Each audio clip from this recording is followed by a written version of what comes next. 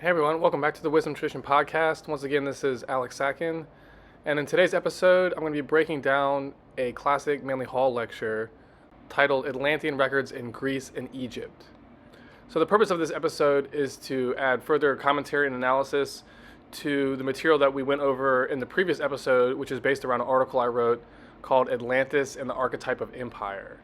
And in that article, I overview teachings from Manly P. Hall and Helena Blavatsky on the topic of Atlantis and analyzing the dynamics involved with its civilization, with its sociology and psychology, with its economy, its politics, and the dynamics involved with its collapse. So these are all things that we're going to be picking up on again today, but this time we're going to be hearing them directly from the mouth of the legend Manly P. Hall. And of all the material that I've read of Manly Hall's on the topic of Atlantis, I would say that this is the single most informative thing you can find, this lecture. And I referenced it repeatedly in my 2021 publication, Atlantis and the Origins of Civilization. So please check that out if you haven't seen it yet. You can find copies at my estore, thewisdomtradition.bigcartel.com. And you can also find a link at my website, www.alexsakin.com. So I've broken down this Manly Hall lecture, which is about 2 hours long. I've broken it down to about 20 clips of varying lengths. And for each clip, I'm going to offer a introduction and a little bit of an overview about what we're about to hear. Then I'll play the clip of Manly Hall, and then I'm going to proceed one by one across all 20 clips.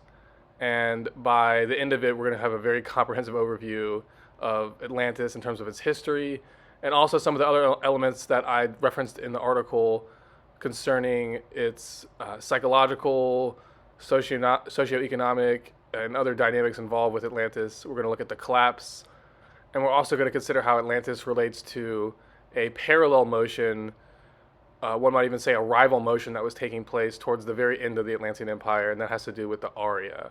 So Manly Hall will also be discussing that in this episode. So I hope you'll stay tuned. This is going to be a good one, to be very informative. And this episode and the previous one, the article that I wrote, these two are going to pair very, very nicely as elaborations on some of the work and research that Graham Hancock put forward in his recent Netflix documentary, Ancient Apocalypse. I recommend that. It's really good. But we're going to be going over material that you cannot find outside of the esoteric tradition. So for those interested in going deeper into the mystery of Atlantis, going beyond whether or not it existed, and instead going further into the dynamics by which it rose, attained greatness, and fell, and also to relate what does Atlantis mean for us today, how do we relate to it psychologically and spiritually. These are all topics that we go into in depth in this episode and in the previous article. So stay tuned, lots of great material coming up. Without further ado, I want to jump into our first clip of Manly Hall. So coming up, Manly Hall is going to be talking about Plato and his account of Atlantis. So let us think for a moment about Plato's record, as we are to deal first, in our first evening, with the Greek-Egyptian foundation of the Atlantic fable. We have every reason to believe that the discussion of the Atlantic island contained in the writings of Plato arose from the maturity of his years and has been preserved for us in the collected works of one of the greatest minds and the most admired intellects that humanity has produced.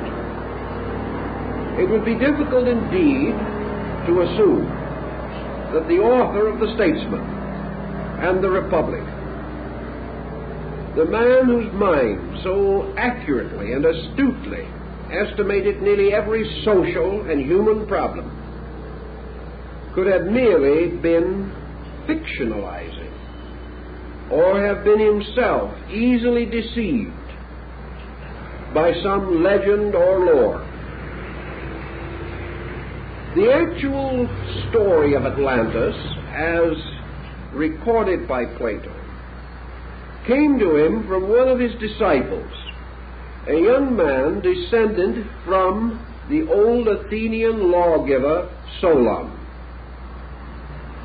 Solon, who flourished about the 6th century BC, was one of the 7 wise men of Greece. And it is very important to realize at this time that Solon is not included among philosophers, nor is he considered a mystic.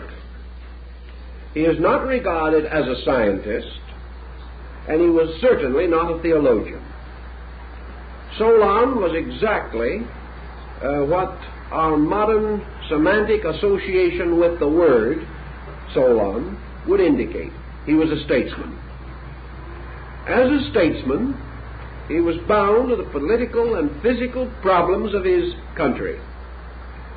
His primary contribution to Athenian life was a solution to the problem of the mortgage stones, which were heaped up on the corners of land to indicate various easements and various financial liens upon the properties.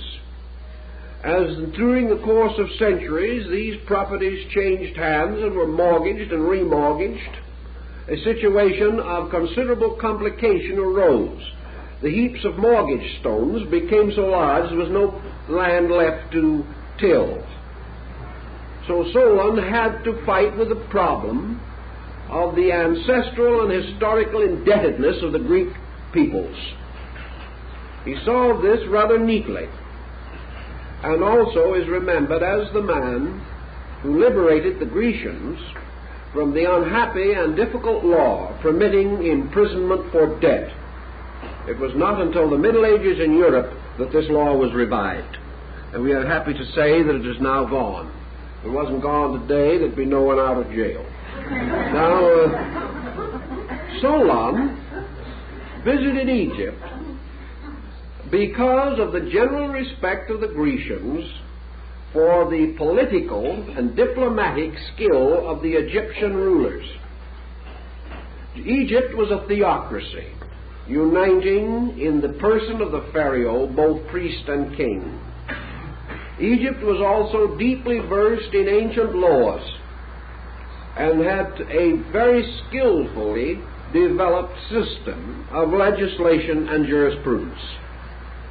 Solon went there, not in order to discover lost continents, but to find out some way to remove the mortgage stones. It was during this trip that the priests of Sais communicated to him the legend of the lost Atlantis.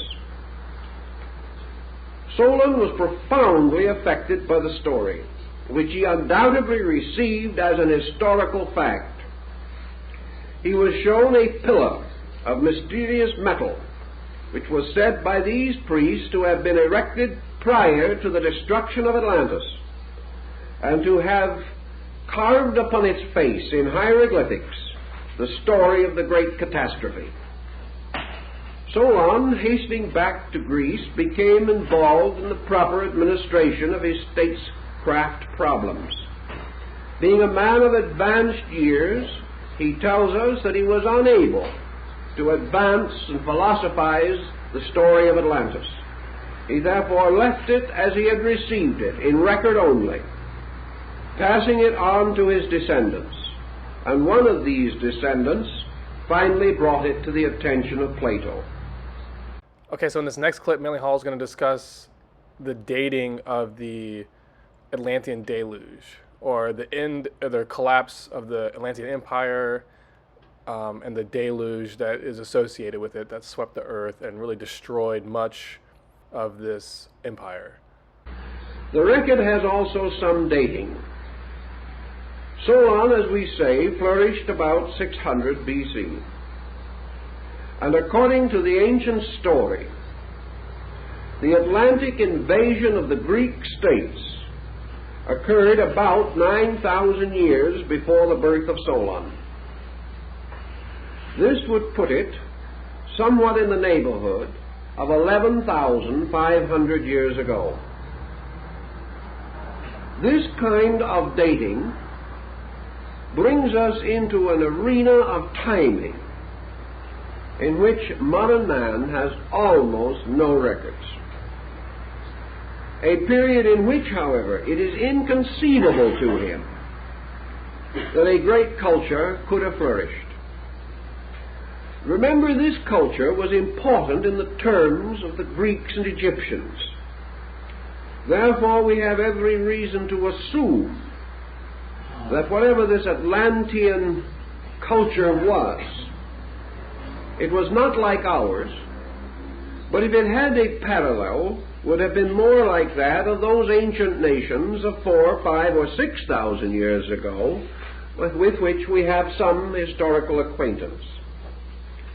According to the Egyptians, the Atlanteans attempted the conquest of Europe. And in the course of this conquest, they moved apparently without opposition until they reached the Greek area. And here they had their first serious adversary. During the wars and struggles which ensued, the Atlantic continent sank, leaving the armies that had reached Europe and undoubtedly had permeated a large part of the European area without a homeland, without any place to return. Also, undoubtedly, at that time, this disaster was far less significant than it would have been in terms of a modern military expedition. Even 4,000 years ago, and certainly 5 or 6, armies did not move as bodies of military people. They moved as migrations of total social groups. The army or the leader leading an expedition into a remote area carried with him all his worldly goods, his family, his livestock, everything necessary for his survival. It is quite likely that in many of those older campaigns, the original members of the expedition, even had they been spared or were they spared in war, would never return home. It would be their great-grandchildren who might return, if any, because there was almost no contact between these migrant armies and the land from which they originated. They might well settle in some new region and never go back, becoming the nucleus of a new culture group. So it is not so likely that the Atlantean armies were gravely perturbed by the destruction of their homeland. They may have already been away from it 100, 200 years, with little memory by descent of the original area, and that memory already highly dramatized and romanticized. Plato and the Egyptians both fail to tell us what happened to the migrant armies of the Atlantean expeditionary forces. Obviously, they could not go home. They seemed to disappear, and they disappeared at a time thousands of years before the Trojan War. Some have advanced the possibility that these Atlantean migrants finally come into historical memory as the Egyptian people, that perhaps the Egyptians were these Atlanteans, that they gradually took over this area, bringing with them the cultural background of previous achievement. This might explain why we have no clear evidence of the origin of arts or sciences in Egypt. Why it also happens that the earliest Egyptian records indicate a people highly advanced, culturally, scientifically, philosophically, and religiously. We do not know where these people came from, nor do we know where the Atlanteans went. Here in this short clip coming up, Manly Hall is going to discuss a little bit more about the background of the prehistoric Grecian culture that the Atlanteans were going up against. This is associated with the cycle of the Aria, which is something that I cover a lot on my channel and in my various articles.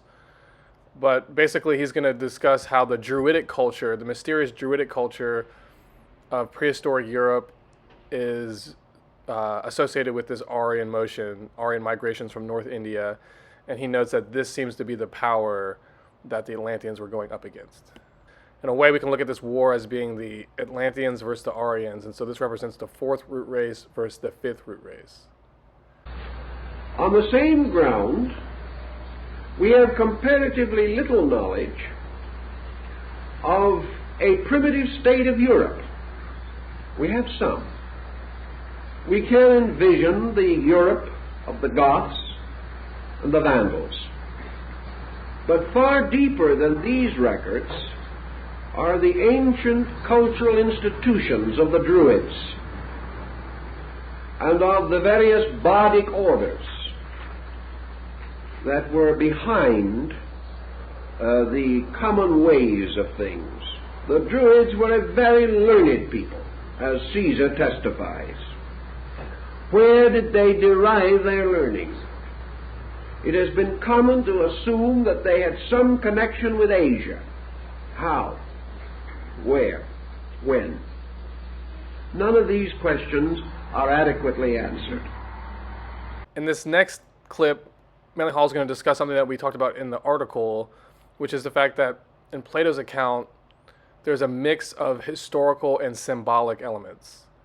And here Manly Hall is going to say that the Egyptian account that was originally given to Solon and Solon's account that was passed down to Plato were without these embellishments, or likely were without these embellishments. So he notes that Plato adds features to Solon's account and to the original Egyptian account.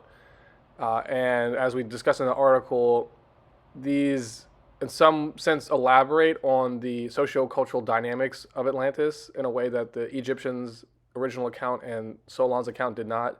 But at the same time, he also incorporates various symbolic elements, and those we explored at length in that article, so check that out. But here's Manly Hall's clip. Solon, in his legend, or the story which he received, therefore gives an almost starkly simple report that at a certain time these invasions took place. He does not dramatize them in his own story in any way whatever. Nor does he imply that the Egyptians, a rather factual people, dramatized the story. They presented it to him as a simple historical account, but unfortunately did not give him the details which might have clarified the whole issue. Later, when the descendant of Solon provided the material for the famous dialogue, the Critias, of Plato, we find the master of philosophy moving in upon the fable. Plato gives us an account far more explicit than that of Solon, in much greater detail and with much more glamour. Where did Plato secure the material for this embellishment? No one knows. This embellishment, however, follows in itself a kind of pattern. It follows the pattern of Greek mythology. It assumes, therefore, that when the 12 deities divided the earth, that the seas and the great oceans were assigned to the deity Poseidon, and that from him and from his descendants came the mysterious empire of Posidonius. Thus, Plato, borrowing again from mythology, declares that Atlas, the man who carried the world on his shoulders, was an ancient Atlantean king. And Plato further, points out the tremendously vital code of laws given by Poseidon to his people and to his children, the laws which became the basis of the great legislative system of the Atlantean state. These laws, incidentally, are practically identical with those set forth in the basic code of the great Babylonian Chaldean system, the Code of Hammurabi. Thus we have Plato implying that a great culture, a powerful religion, important mysteries or secret religious institutions originated in this great Atlantean nation. Here in this next clip, Manly Hall is going to go more into the dynamics of the Atlantean mercantile empire and the place that seafaring ships who were involved in a global trade effort. He's going to discuss that idea and note that those global trade efforts would likely have been associated with the colonization of more primitive peoples, and sort of, in a way, they would civilize these peoples, but they would do so such that they could produce goods and services that the Atlanteans could then trade in their as part of their global trade network. So the Atlanteans, in relation to the more primitive tribes, were civilizers on one hand, but they were also incorporating these colonized peoples into their economy. Plato then explains to us something that, can it be demonstrated, would be of the greatest importance. He speaks strongly of the maritime achievements of the Atlantean peoples. The great city of the Golden Gates on the island of Atlantis was actually a vast harbor.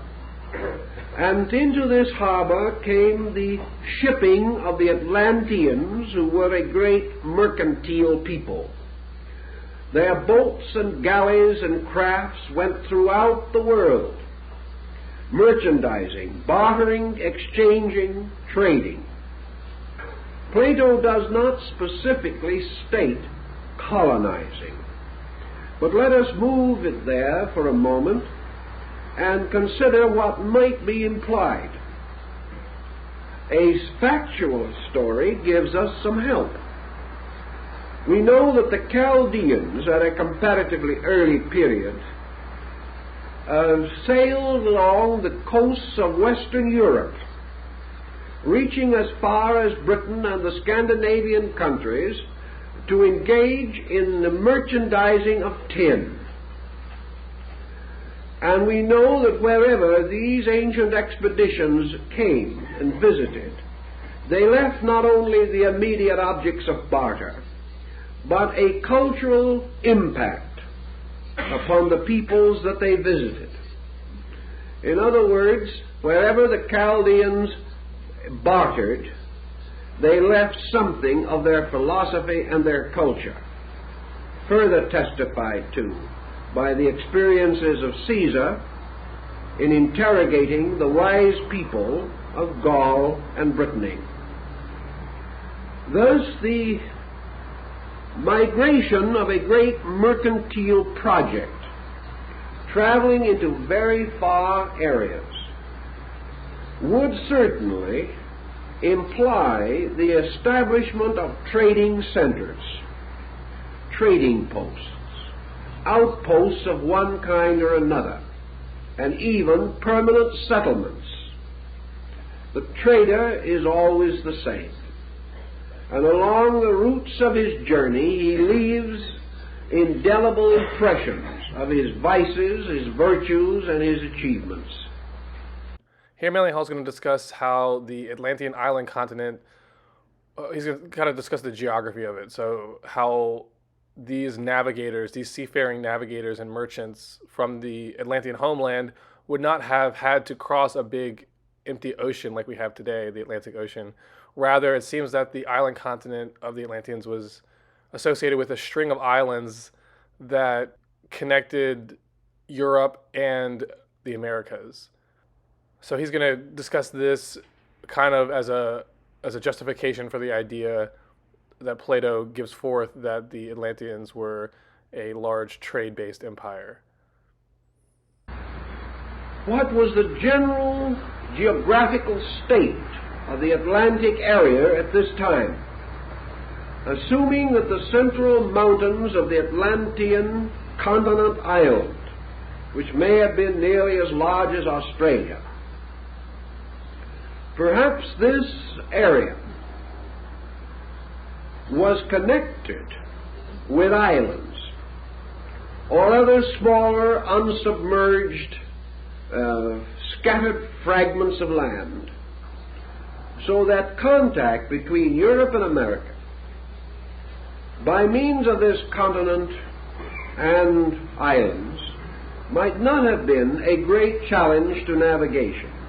The Seminole Indians in Florida have record of a land bridge that once extended all the way from America to Europe. Another point in this situation is, what would be the probabilities of navigation by primitive instruments such as old galleys, sailing boats, or even canoes? There are at the present time in the Polynesian Islands huge canoes which have cruising range of over 2,000 miles. This, therefore, tells us that long journeys were not impossible. We know that these canoes are really, in skillful hands, far more practical, serviceable, and efficient than the tiny ships with which Columbus crossed the ocean. That the ancients had the possibility of ships equal to or better than those of Columbus, we have no reason to doubt. The Egyptians, during the dynasties of the Ptolemies, had a great galley of state in which they entertained distinguished guests, which had not only sails but 3 banks of oars, 2 swimming pools, and a grove of live fruit trees on the deck. We are not informed as to just how seaworthy the ship was, but at the same time, the idea of large vessels certainly goes back much earlier than the rise of the Hamburg American line. Also, it was not important that such journeys be rapid or immediate, because these people were not leaving relatives at home that they wished to get back to by the holidays. When they left, they probably never expected to return, so they took their relatives with them. The Japanese are convinced that exploration from their shores, as early as the 12th century, reached by degrees as far south as Lima in Peru. And we know that on certain currents, it is very certain the Chinese reached the coast of California at least 600 BC. Therefore, empirically, we cannot say that a considerable mercantile could not have existed, especially if the distances to be traveled were greatly reduced by a large land area in the midst of what is now the ocean. Perhaps there was no area that would have required any unusual means of travel. Even as we can follow the Aleutian Islands and things of that nature and make a reasonably safe trip from the Western Hemisphere to Asia. These considerations, then, do not tell us that Plato would have been romancing unduly. He was aware of the strength of the then existing Greek fleet. He also knew of the Egyptian navy and what it had accomplished and what it could accomplish. He knew that people far less skillful and less strategically placed had also conquered a smaller sea of their own, the Mediterranean. All these things were matters of degrees, not involving any major policy change. Here we're going to go a little bit more into the economy and the consumption culture of the Atlantean homeland, and Manly Hall is going to discuss how the Atlantean capital city was home to a large aristocratic class and they had a lot of wealth, and they had developed tastes for various luxuries. And it's likely that these colonies that the Atlanteans founded were associated with making goods and services for the consumption of the home population, the home continent, and the wealth that was concentrated there. So this kind of goes into, again, the idea that the Atlanteans were civilizing more primitive tribes on their periphery, but at the same time were incorporating them into their economy. And it may have gotten to a point with their relationship with them where their economic relationship had become extractive, and they were, in a sense, doing wrong by the peoples that they were colonizing. Let us assume then for a moment that in the course of their mercantile activity, trading and bartering for some reason, Plato does not tell us what they were seeking to merchandise. Perhaps like many powerful nations, they had built up a great level of luxury in their own culture, and that their people and their nation, which probably numbered some 60 million at its height, was a tremendous market for rare and remarkable goods from strange places. And even as the Assyrians are known to have brought foods, spices, and fine fabrics 7,000 and 8,000 miles for their luxury use, we do not know that it could not be that the Atlanteans wished to trade in these materials for their own enjoyment or for the raising of their own cultural level. But almost certainly, some kind of colonization had to accompany a large expanding program of mercantile. We have in the more recent times of our own world the same situation arising. The expanding power of the British Empire in the 17th and 18th centuries resulted in a vast colonization program. The establishment of such groups as the Virginia Company, the Hudson's Bay Company, the East India Company, and others, for the purpose of distributing these various wares which could be gathered from other countries. The gathering of the material in these other countries required central storage areas, such as the treaty ports that were set up along the coast of China in the closing years of the last century. Such programs must have carried with them cultural infusion. Every colonizing program in the last 1,000 years has spiritually, morally, intellectually, and culturally affected all peoples involved in this colonization. And in spite of the fact that only selfishness may have dominated the original program, these colonizing plans have always finally resulted in the raising of native levels and have opened the way for the future independence of these once colonized and dominated groups.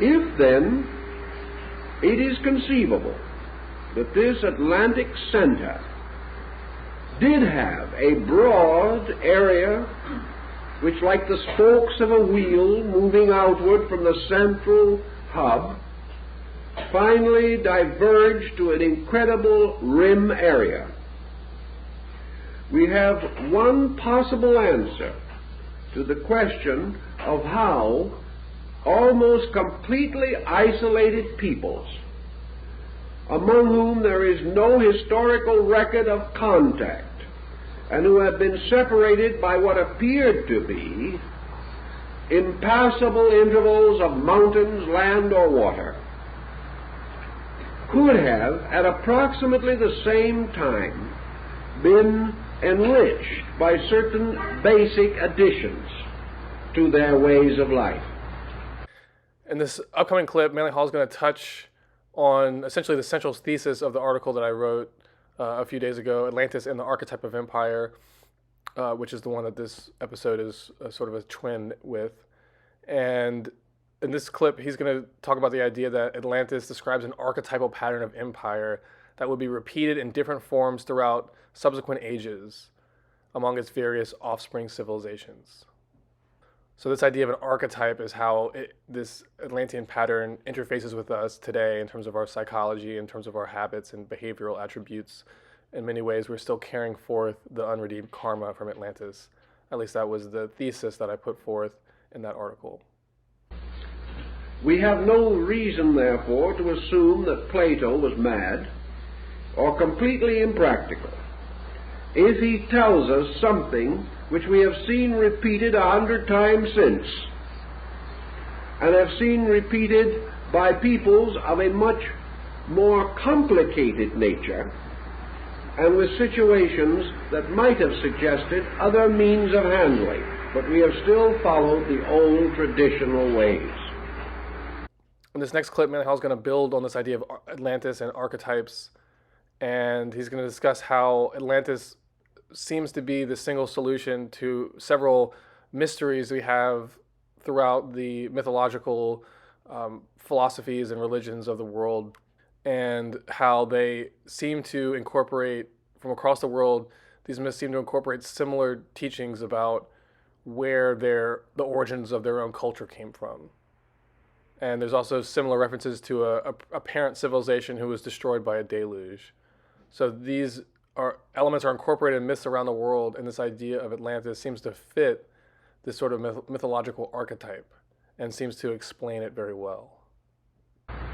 In thinking of this, let us turn to some of these peoples.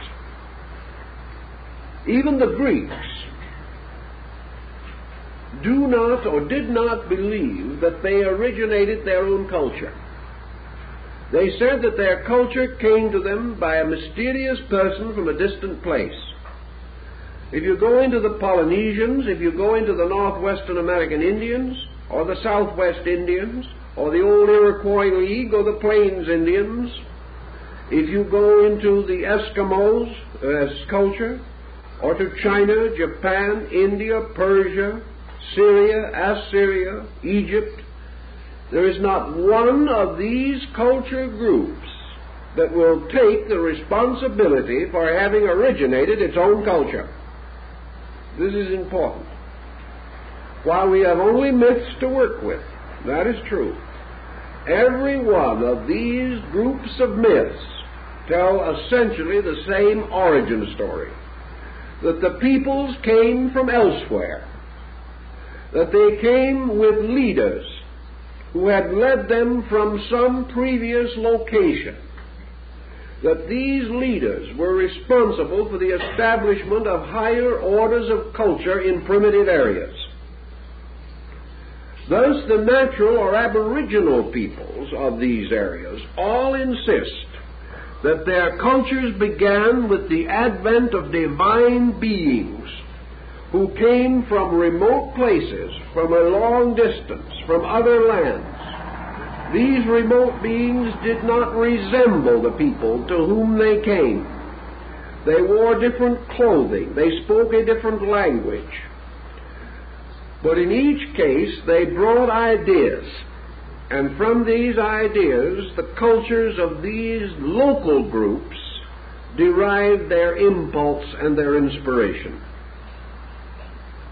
Now, when you find this scattered throughout the earth, and you find almost identical cultures developing around these myths, so that Max Müller, the great German Orientalist, was actually correct when he said that there was never a false religion unless a child is a false man, that all these people came to the same basic ideas, and that as cultures developed, they developed around identical institutions. The astronomy of India, although we do not know where it came from, is not essentially different from the astronomy of Egypt, nor is it different from that of China, nor of that of Greece. And European astronomy is indebted to this entire background. Even in languages, identical words are to be found. Dr. Laplongeon, exploring both Egypt and the Western Hemisphere, made a list of hundreds of Maya words, he knew the language, which were identical with Egyptian words of same meaning. And also he made many drawings of glyphs, which show that the Egyptian words and glyphs for certain objects were identical with the words and glyphs assigned to them in the Western Hemisphere. The only answer to this is that there was a migration of ideas. And Plato's hypothesis seems to provide us with an adequate explanation for this migration of ideas. So in this next clip, Manly Hall is going to go further into the socio-cultural dynamics of Atlantis and describe their religion, technology, agriculture, and various attainments that they had achieved. And these attainments were then passed down to the subsequent successor civilizations after the deluge. So these elements seem to arise simultaneously in numerous different culture zones, and the common link between each of these culture zones and Atlantis seems to explain why.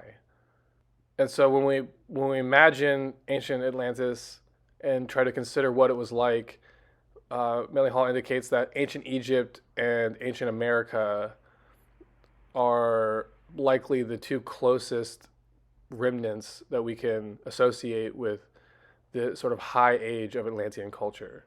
So the high age of those civilizations were definitely inspired by this parent civilization.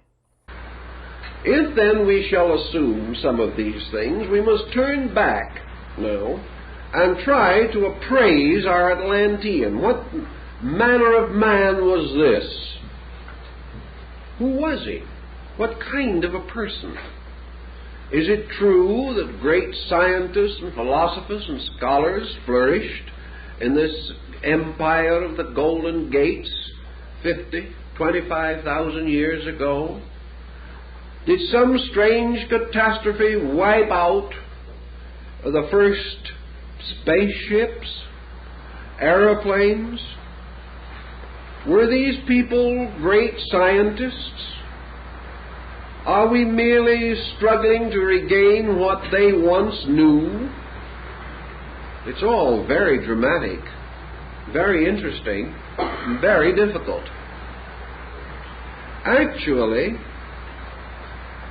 we have to develop our premises very largely from the only record that we have in the Near Eastern area, in the Mediterranean area, and that is Plato. He tells us that they had great laws, good laws. He tells us that they built a great temple to the deity Poseidon, and that in this temple was a magnificent statue of the deity, that these people worked precious metals, that they were able to plate the walls of their city with orichalcum, a mysterious metal of the greatest hardness, like the plates or scales of a suit of armor. These people had armor, spears, bow and arrow, or at least some similar weapon. They were able to make war, and they were sufficiently aggressive so that it was not until the Athenians arose against them that they met any resistance in their migration. They domesticated the horse, which was sacred to the god who was the ruler of their land. They possessed the knowledge of the tilling of the soil, and from the description of their harbors, their earthworks, their ships, their laws, their ancient hierarchical orders, the descent of their rulers, their princely and priestly families, their knowledge of medicine, law, and science, from all these fragments put together, we must have been in the presence of a reasonably advanced type of person. Now, this does not mean, by any circumstance, that we must regard the Atlantean as a miracle or a wonder of wonders. All we need to do is to see him standing in the background of the ancient world, standing against the background of the great dynasties of Babylonia and Egypt, standing perhaps almost like some vast pre-Egyptian in the midst of the city which he had built, the city of great monuments and pyramids, a wonderful city on a wonderful land, fertile, which he was able to cultivate, where he had learned to gather the fruits of the fields and to sow the grain. He had gained much knowledge. It would be almost inconceivable that the gods of the islands would have written tablets, inscribing them with their instructions, and this Plato simply tosses in, had not the people had a written language. Nor would he be likely to refer to these achievements had they no histories or historical records. So we must assume that perhaps, as in the case of Egypt or Greece, that some at least of the Atlanteans were literate, that they possessed a written language and could preserve history, that they could also preserve chronology, and that perhaps they are some almost hypothetical Mayan, a learned person such as those met by Cortez when he arrived in the Western world and beheld for the first time the Venice of America, the city of floating ships and islands, ruled over by the wise and colorful Montezuma. This next clip is going to basically summarize much of what we've gone over so far in a relatively concise way, and it's going to do so through the lens of ancient myth. So Melanchol is going to discuss several mysteries and alignments among various ancient myths, and in so doing, he's going to summarize much of what we discussed so far. Now, how do we gain any further knowledge of this? We gain it again by going to the myths of these circumference peoples, the mysterious beings who came to them in the dawn of time, responsible for their advancement and their knowledge, are always attributed as possessing such attributes as we have listed. In other words, they were persons wearing armor, apparently a kind of chain or scale armor, which caused them to resemble fishes. That these people also came in boats, that they could navigate, and that when they reached the land, they brought with them in every instance a culture level higher than that of the people to whom they came. The picture is therefore that at least in the area under consideration, this colonizing was into primitive regions, as was the case in the 18th and 19th century in many cases, and that these various merchants or maritime adventurers actually developed primitive peoples and secured from them valuable commodities. In exchange, they left the inevitable record of their presence. Perhaps they sent missionaries. Perhaps they established permanent colonies. These things we cannot know with certainty. Here we're going to go back to something that we talked about earlier, which is the cycle of the Arya, and the idea of the Aryan root race versus the Atlantean root race. How one represents the fourth root race in a 7-cycle pattern. So basically these two ideas, Atlantis and the Arya, are both associated with this idea of 7 world ages and 7 root races. And chronologically, Atlantis comes before, so it's associated with the 4th root race, and then the Arya, which is the modern human, is associated with the 5th root race. And the Arya migrations originate halfway around the world from the Atlantis home island in North India in the Himalayan region. So Melanchol, referencing Plato, emphasizes the fact that before this large-scale political move of the Atlanteans against the Aryans and their encounter with the Grecians seems to be the beginning of this war-making motion. Manly Hall and Plato both imply that before this military campaign, large-scale war like this was unknown, and so it since establishes this archetype, or as part of this archetype of empire, and this war-making journey of the Atlanteans against the Grecians, the prehistoric Grecians. This is also associated with the fall of Atlantis and the idea that the Atlanteans fell because they went against the ways of the gods. And so this idea of war making on this level seems to be against the laws and the desires of the gods.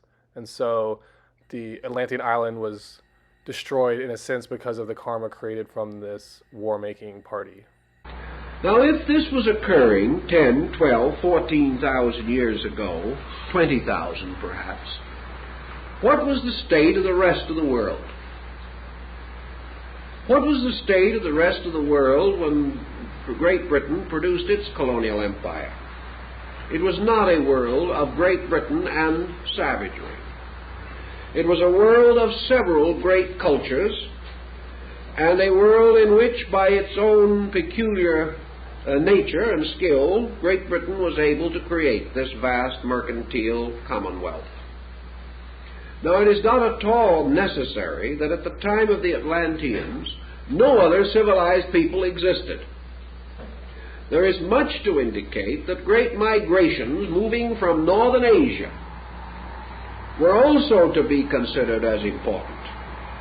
For the beginning of the great Arya migration, which was to finally take the place of the Atlantean world and to dominate the culture which we now know, was certainly underway, moving into the theater of world affairs, down through the valley of the Sind and the great Indo-Gangetic plain of India.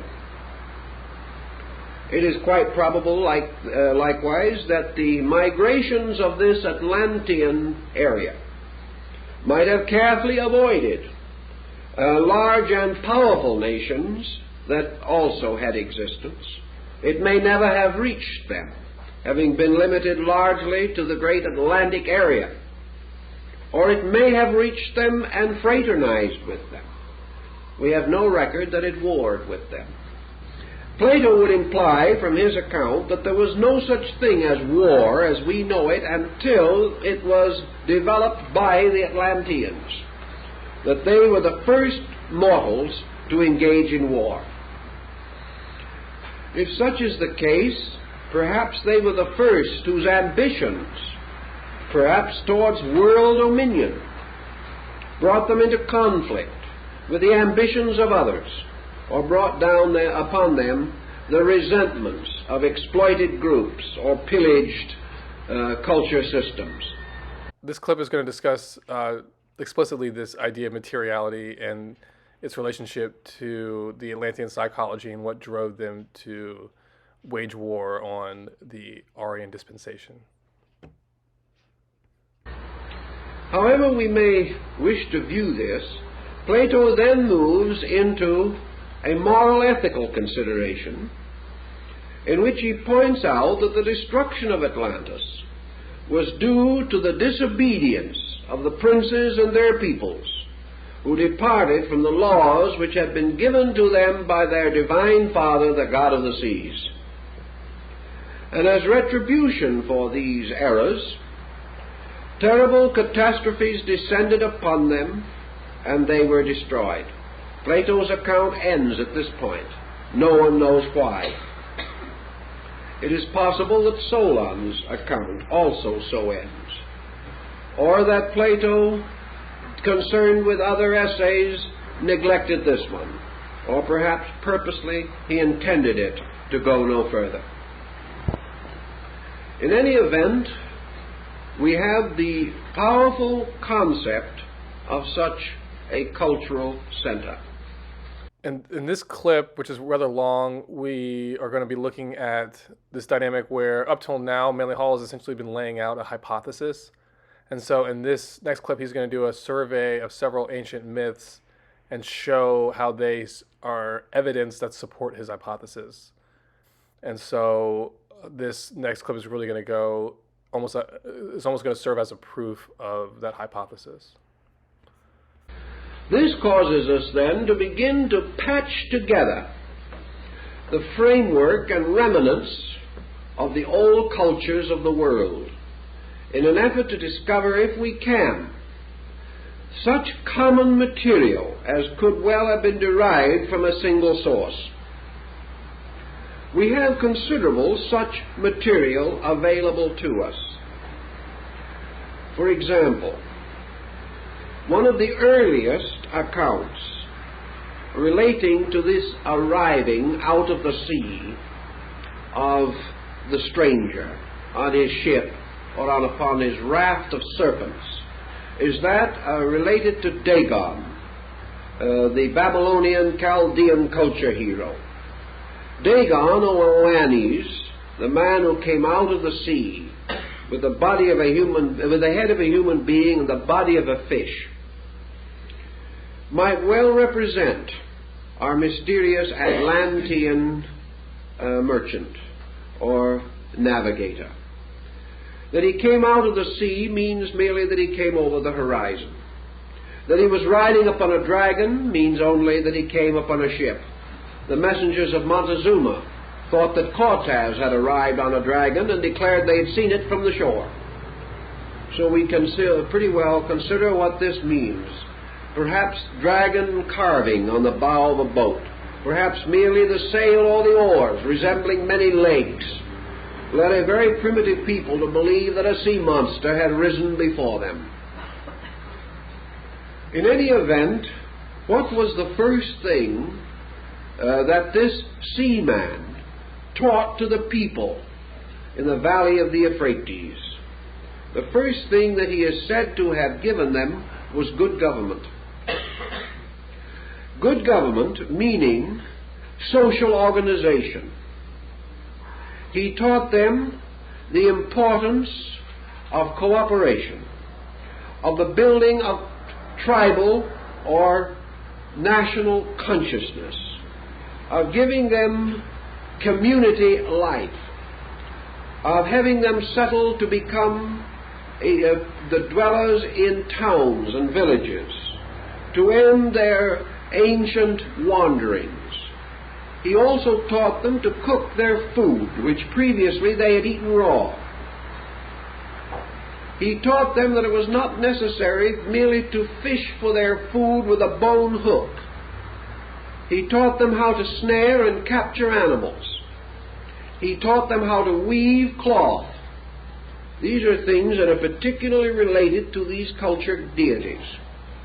To till the soil, to gather medicinal herbs, to treat various kinds of sickness, to organize a calendar for the historical and chronological preservation of their dates, and also a written language in which they could preserve records.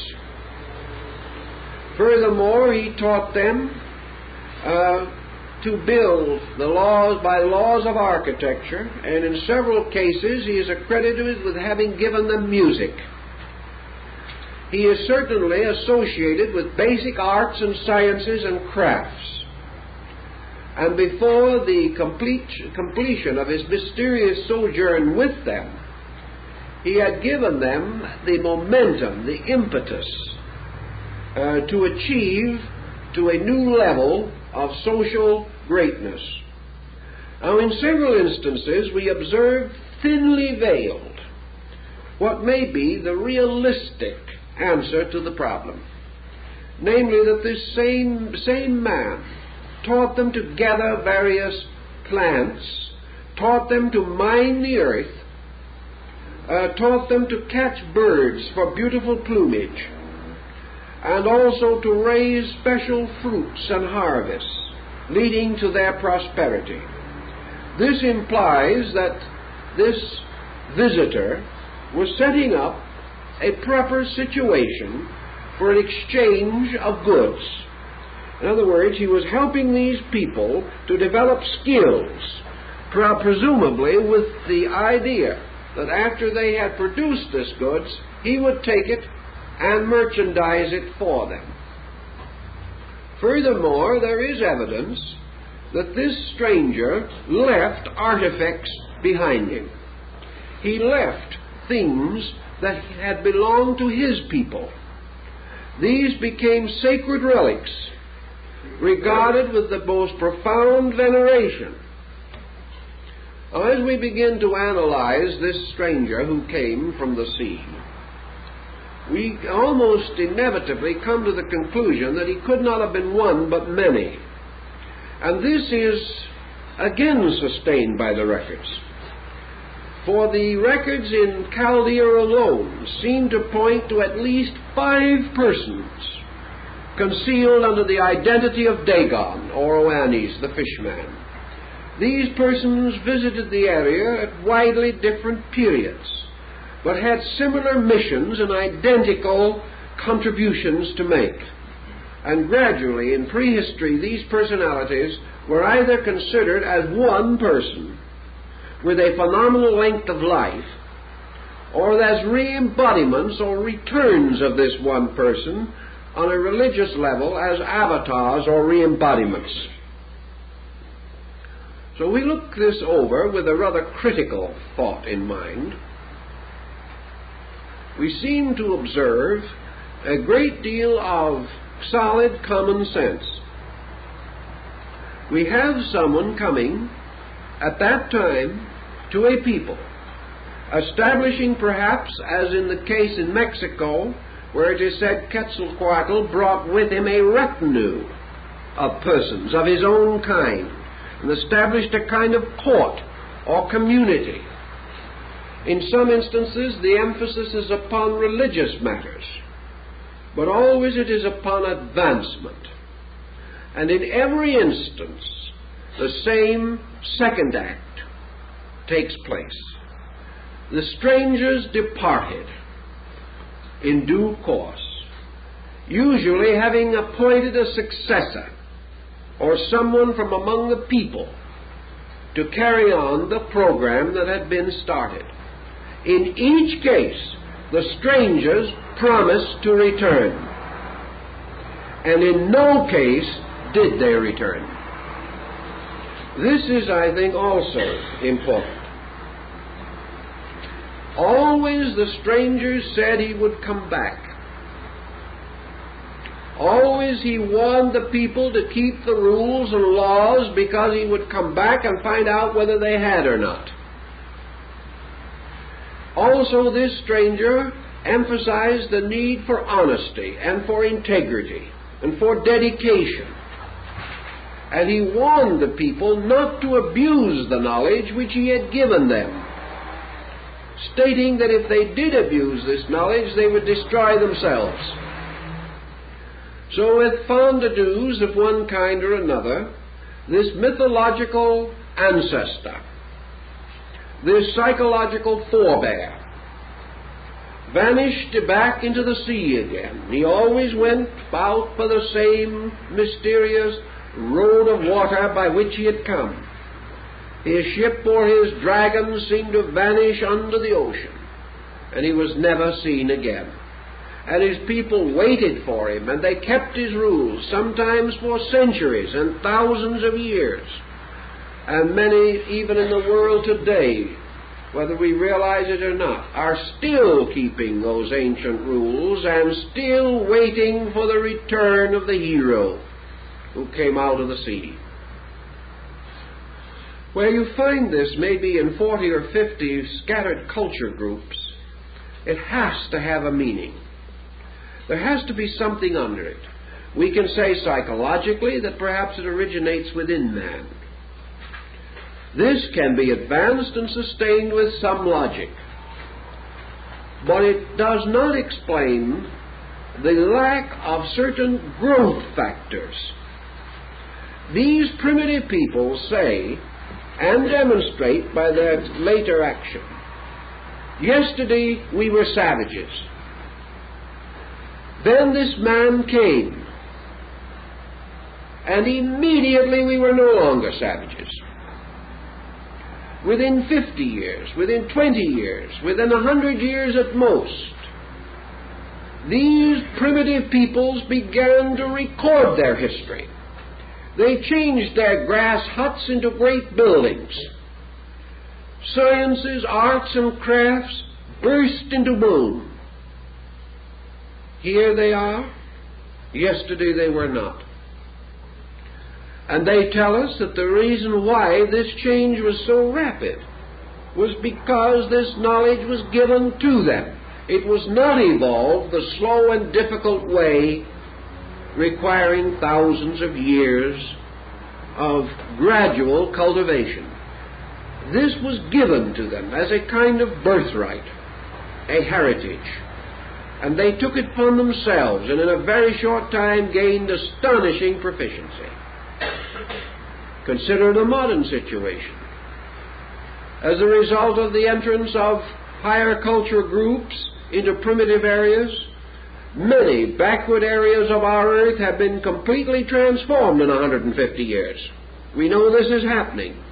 And we know that within the next 50 years, many new states and nations that 200 years ago were savages will sit as civilized human beings at the tables of our conferences. Thus rapidly does this contact bring with it the change in the state of things. So in this next clip, Manly Hall is going to discuss more about the dynamics that existed between the Atlantean merchants and the priests who seem to have accompanied them and served as the civilizers of primitive peoples.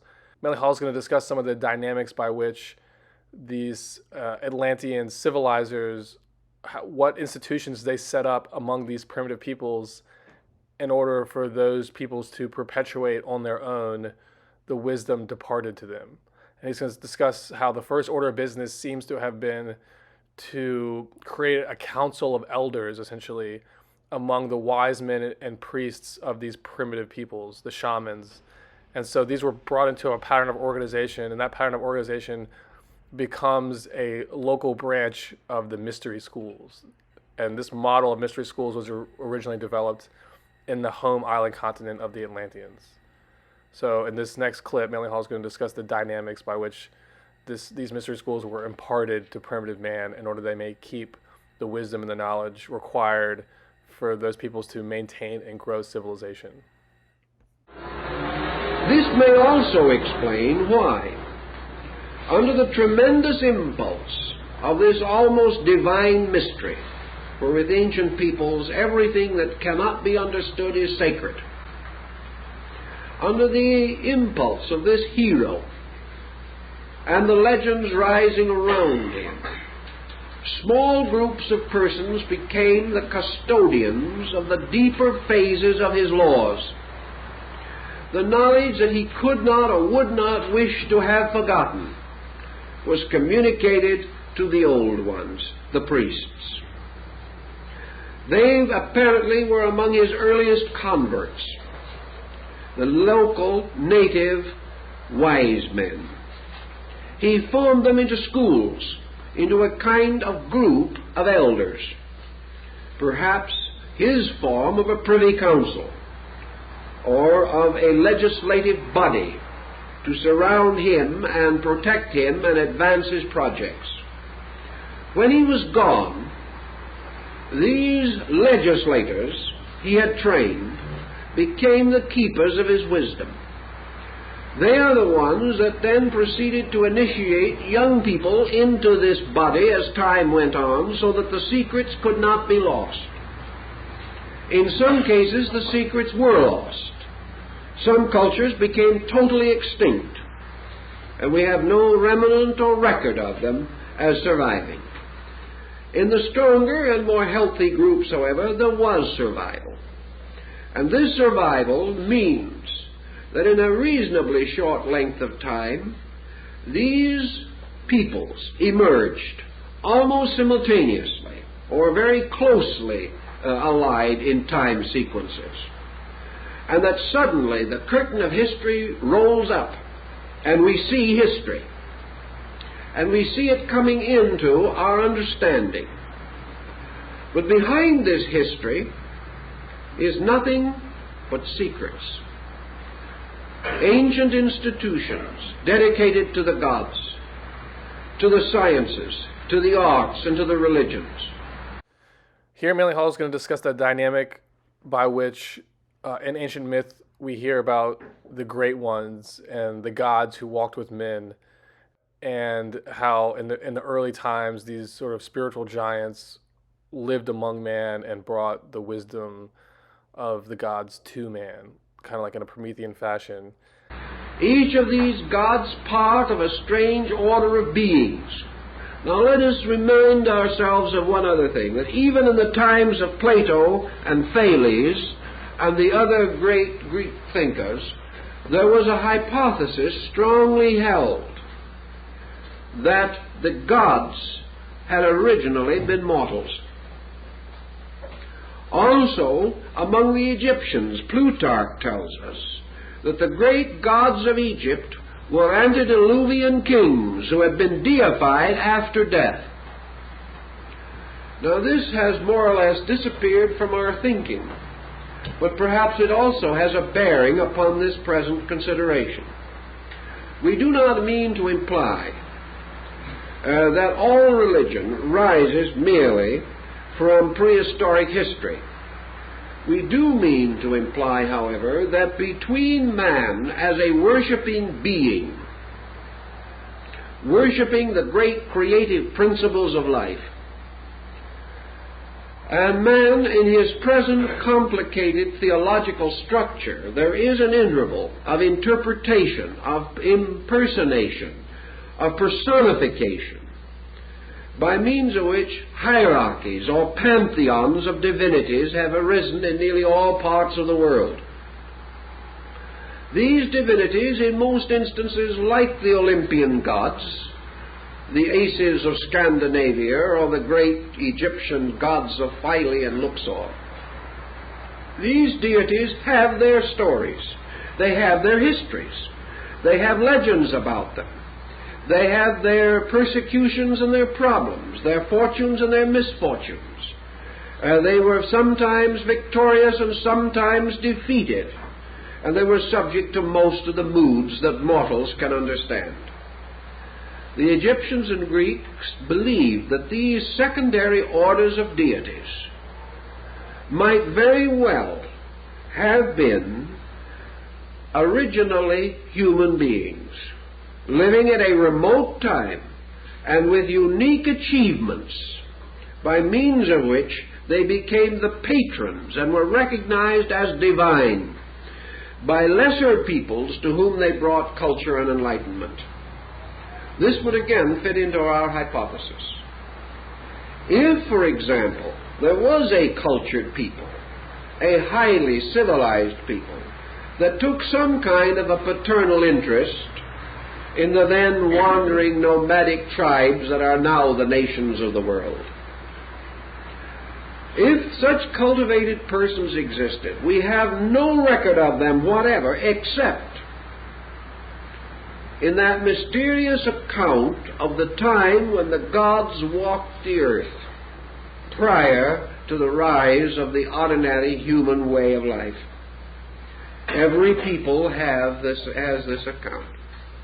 The account that once upon a time the gods were among them, taught them, worked with them, gave them their privileges, established their priesthood, set up their monarchies, so that ancient peoples all believed themselves to have been descendants of deities, and even the Emperor of Japan believes that his dynasty goes back to the goddess Amaterasu Omikami, the goddess of the sun, a divine being from whom a human dynasty proceeded.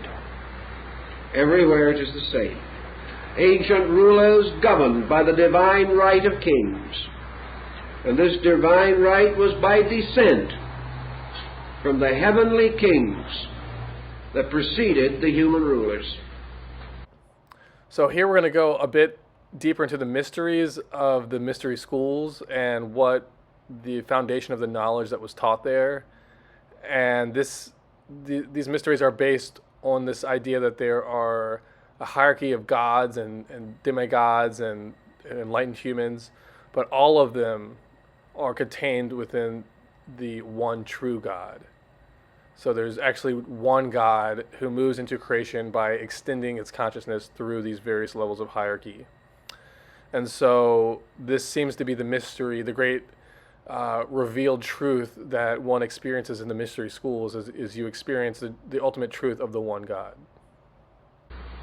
So here we are with a new group of elements to consider. Let us take one of these elements and trace it briefly. Where did our religious insight arise? When Quetzalcoatl reached the shores of the Western Hemisphere, the man who came on the raft of serpents, he brought with him the worship of one God.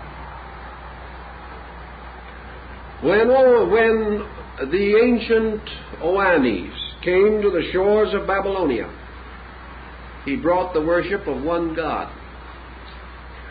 When Fu He, the great primitive ancestor of China, the man born out of the body of a fish, who rose from the sea and gave to the Chinese the mystery of the trigrams and the great writing, when he came to them, he brought to them the worship of one God, Shanti, imperial heaven.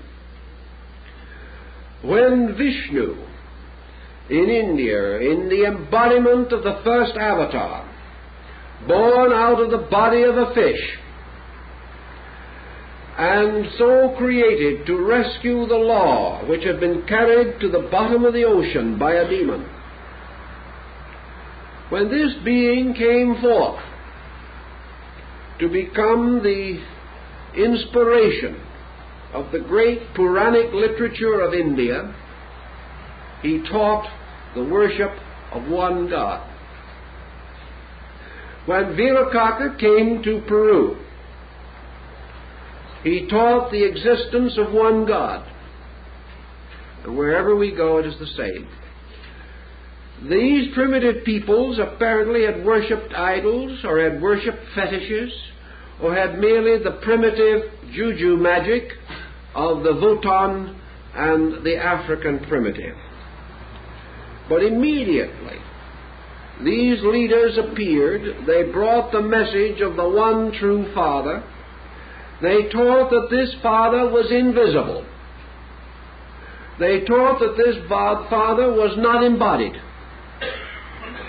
but that this Spirit dwelt everywhere, in everything, and the Incas of Peru worshipped it by kissing the wind. They also believed in the importance of light as the symbol of the invisible power. And the Peruvians had a concept of the sun almost identical with that of Akhenaten in Egypt nearly 2,000 years earlier. Thus, this power that came, this teacher, brought basic religious ideas. These ideas spread wherever this teaching spread. But the spreading was confined to levels. And as Plutarch also tells us, the candidate for initiation into the mysteries was ultimately initiated into the mystery of the one true God, not known to the people, but having been given to the mysteries by their divine founders long before. Thus we have the possibility, which has been long affirmed, that the religions of man came from these semi-divine beings, that these religions are all aspects of one faith, that this one faith, or the Vedas, the law, that this faith had its root in some central religious core, and may very well have been the religious code of Atlantis. It is very close to the pronouncements given by Plato concerning the nature of this code for the government of the Atlantic islands. Also, although Atlantis was an empire kingdom, the laws were such that they consoled Plato tremendously in the development of his concept of democracy. The liberties, privileges, and rights of the Atlantean peoples indicated a high degree of socialized attainment. This attainment could well be the impetus which caused other peoples, receiving it for the first time, to feel that it led them out of bondage and brought them a new vision of the dignity of man. In this next clip, Manly Hall is going to discuss what happened to the surviving Atlanteans after the deluge. And he's going to discuss further how they would have integrated with more advanced colonies and become the inspiration behind the great achievements of ancient Egypt, for example, or the ancient Mayans. And at the same time, he's also going to discuss the dynamics of the caste system and how the caste system seems to have begun with this idea that there was a large body of very primitive humans that were still evolving upwards, and there was a relatively small number of these disciples and sort of remnants of these Atlantean high priests. And then the caste system connects that elite body with an outer body of civilization that they are ostensibly responsible for being the custodians over. Now, if we assume also that these teachers at a remote time returned to their own lands, or that the great mercantile centers which they represented were destroyed, then we have several possibilities. If, for example, during the height of the British colonial theory, the British islands themselves had sunk, it would not have meant the complete dissolution of all these different colonial projects. It would have meant, rather, that these projects would have been thrown upon their own resources, and in varying degrees of preparedness would have had autonomy thrust upon them. It would also mean that such travelers, merchants, scholars, missionaries, humanitarians, as survived because perhaps they were either on the sea or in these distant regions at the time of the catastrophe, would be required to establish new domicile, and probably would remain with the groups where they had created areas of prestige. Thus we may have a phenomenon which is noted among ancient peoples, and that is the curious differences between what might be termed certain aristocratic families within a racial group and the structure of that group itself. Sir Marco Polo, who visited Angkor, the great Khmer center in Indochina, the ruins of which are another unsolved riddle, declared that it was perfectly possible to tell the members of the aristocratic and royal family because of the complete difference in the color of their skin and in the structure of their features. Although these people had been born there and had ruled there for centuries, they were not the same stock. Now, the legends in that area are also rather explicit, and the concept seems to suggest that in all possibility the Atlantean group may have lain at the root of dynasties in areas under their control or domination.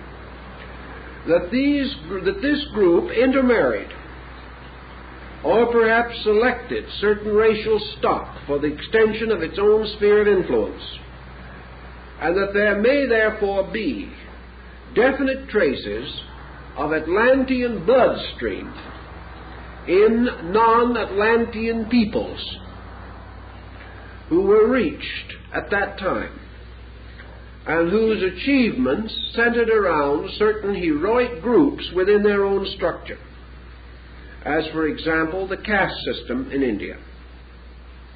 We have every reason to believe that this caste system was set up deliberately to prevent the mingling of the bloodstream of the Aryas from the north who were coming down into India, and the ancient primitive stock of the Dravidians.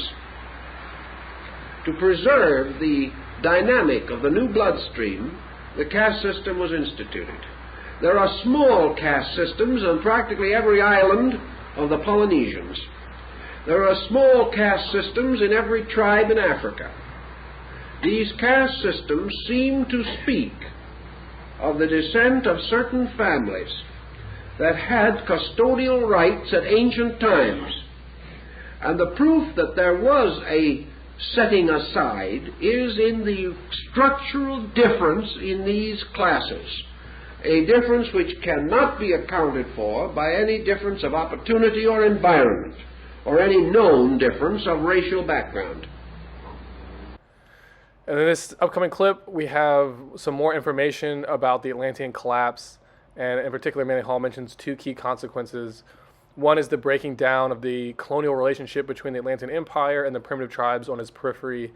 And this explains the ubiquitous element that we find in ancient myth about how the teachers, the great civilizing influences, promise to come back, but then at some point they don't return. So this is explained by the collapse of the Atlantean home continent. And then the second element that he's going to discuss is that the more advanced legacy civilizations of Atlantis would carry on the torch and reproduce their institutions and reestablish a model of empire that was reminiscent of Atlantis. And this results in those legacy civilizations achieving some great highs, but at the same time, ultimately they all fall according to a similar pattern of this Atlantis archetype. This whole problem, then, would rest upon what would happen if this hub area, as Plato has described, was destroyed in 24 hours, carrying with it to death nearly 60 million human beings. If such a catastrophe occurred, it would mean one of 3 or 4 circumstances. First, the breaking down, the collapse of this colonial relationship, insofar as those more remote areas which were seldom reached and only occasionally contacted were concerned. Such areas would have only a dim legend at best of some strange person that came to them, changed their way of life, and never returned. The second group, where more permanent voyaging had set up some type of semi-permanent structure, would have the more clearly defined social impulse to go on, to build empire.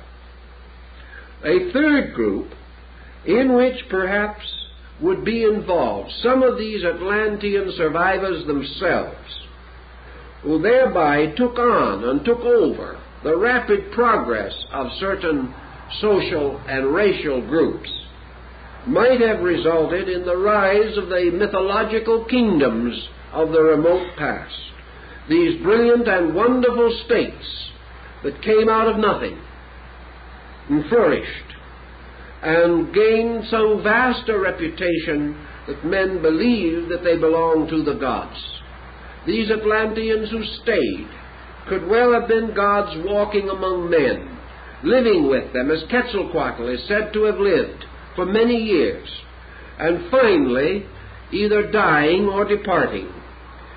One interesting point in connection with this story is that although these gods did come and perform these services and were apparently divine beings, most of them are reported to have died.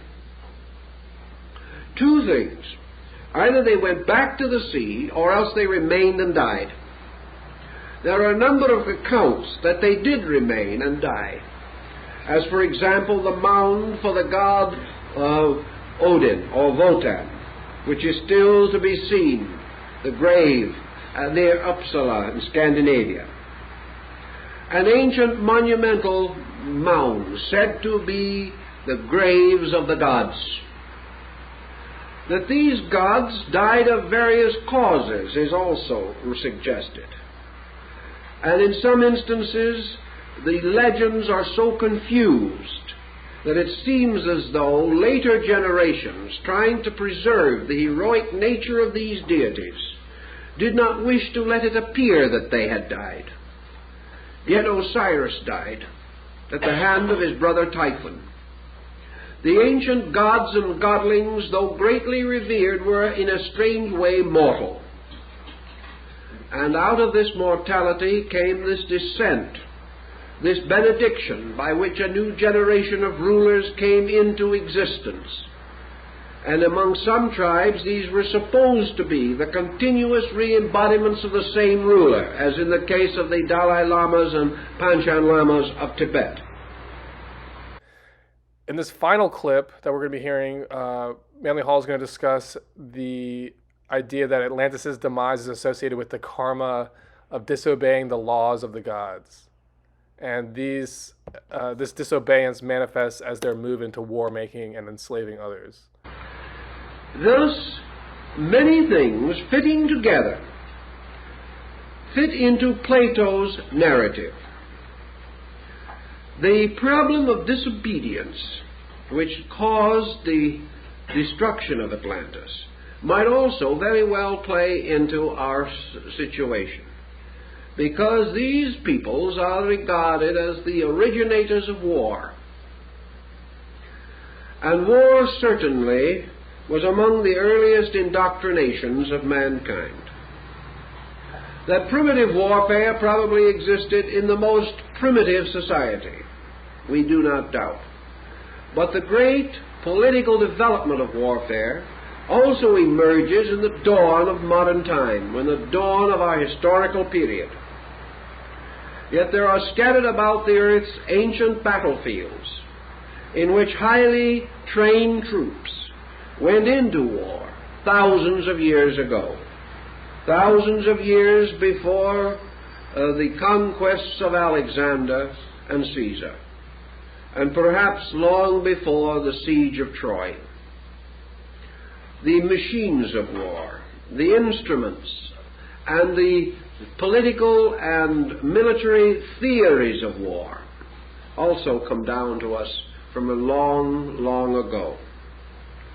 All of the nations had these things, had them as they had the better gifts and wiser givings. And by degrees we see this emergence.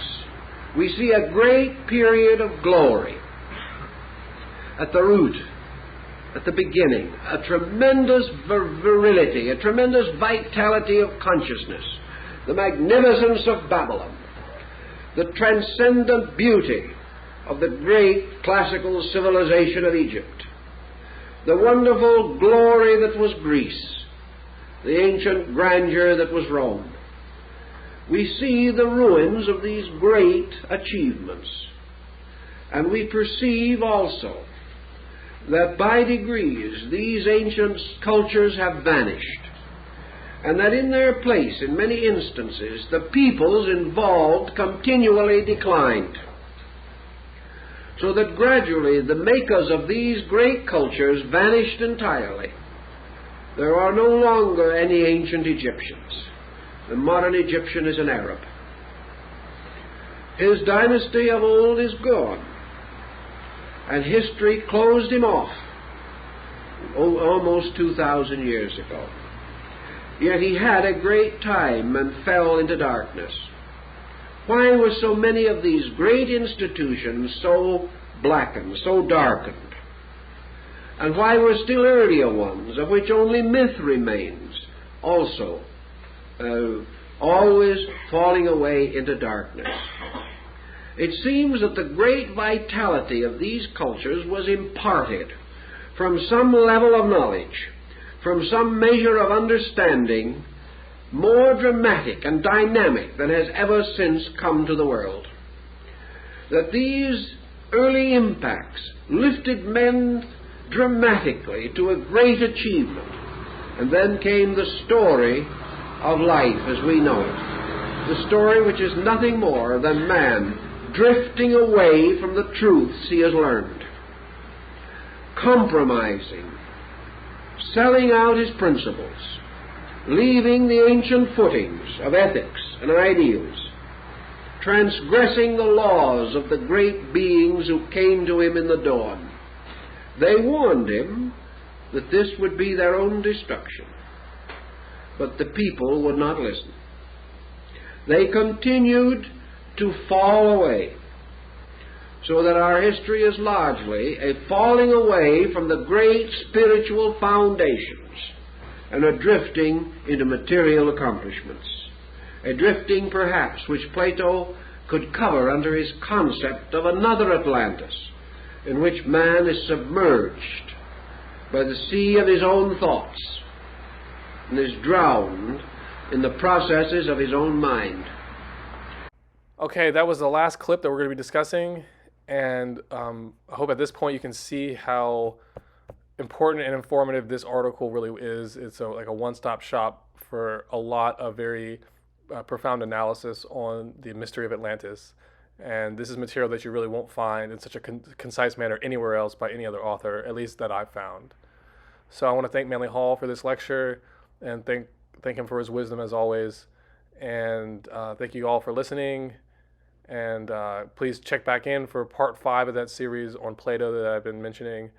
It's going to be on the topic of the Kali Yuga, and we're going to be discussing the relationship between these archetypes associated with Atlantis, the fall into materiality, the relationship to empire. We're going to be discussing those in relationship to the Kali Yuga.